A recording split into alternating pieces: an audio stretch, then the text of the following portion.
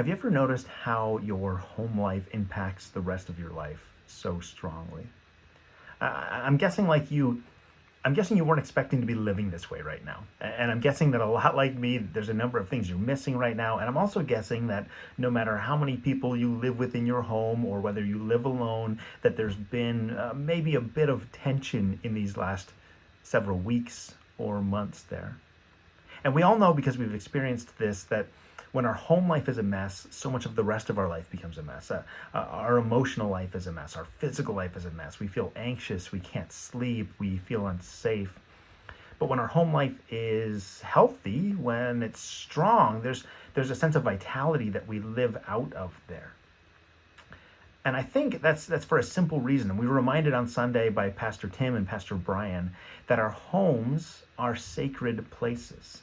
Every square foot of it is holy ground. And that's because every square foot we step on anywhere is holy ground. It's all sacred. If we follow Jesus Christ, everywhere we go, we bring Jesus there with us.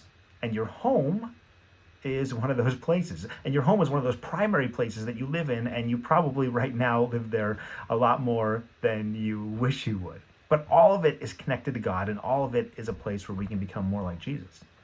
So on Sundays, we've been reading through a letter from a man named Peter, and he was writing to a group of Christians who were living through difficult circumstances. And so we're looking at it and saying, how can we learn from that?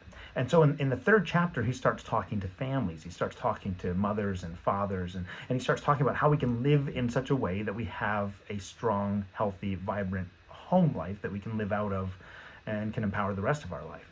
And he says this interesting phrase. He says that you do all of these things that he's telling us about so that nothing will hinder your prayers.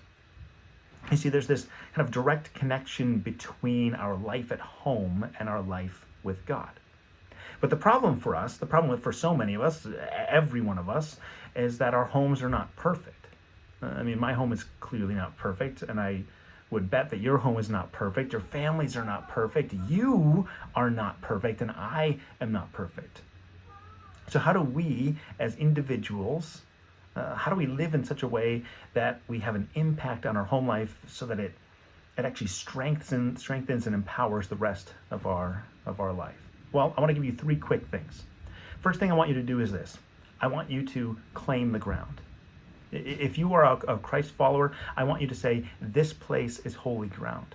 One of my all-time favorite passages in Scripture comes from the book of Joshua, chapter 24. And in it, Joshua is speaking to the whole nation, and he kind of lays it out for them. He says, if you don't want to follow God, then don't. He says, choose who you'll serve. Go some other way. And then he lays it out clearly. He says, but as for me and my family, we will serve the Lord. So choose.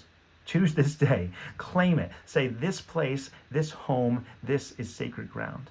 Then number 2, because we can't just claim it, number 2, begin every day with prayer.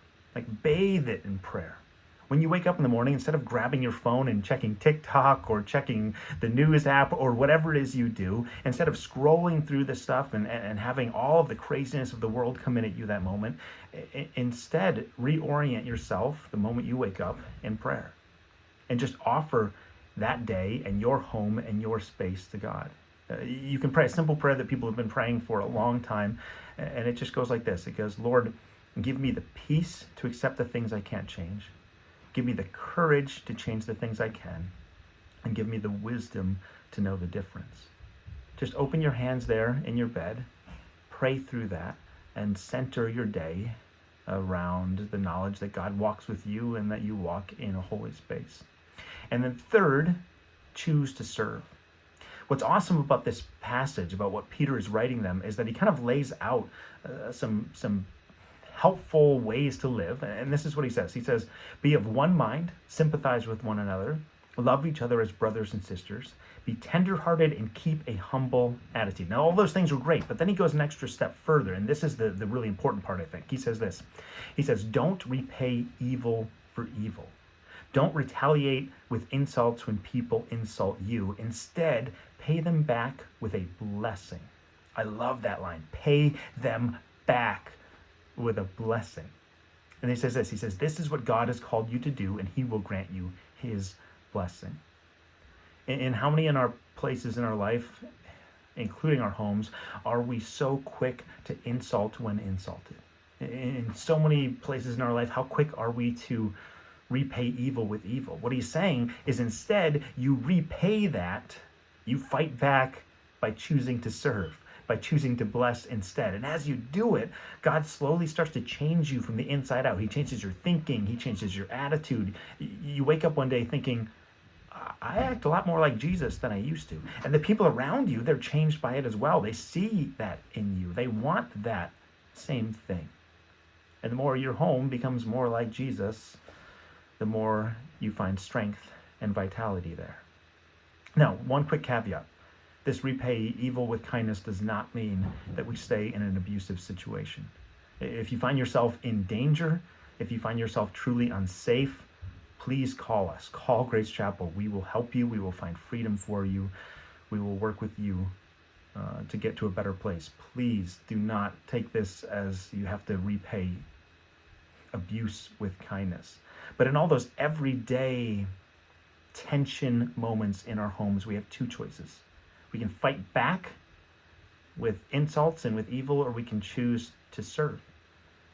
So here's what I want you to do real simply. Just claim the ground. Say, this place, this is God's home. This is God's place. This is holy ground because I'm a follower of Jesus and I bring Jesus into it.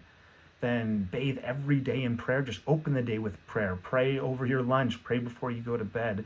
Always be reorienting your mind towards Christ.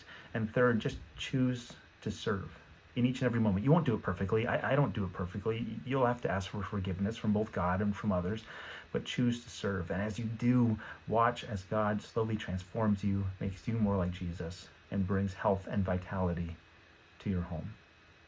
I hope you have a wonderful day. We love you. Bye.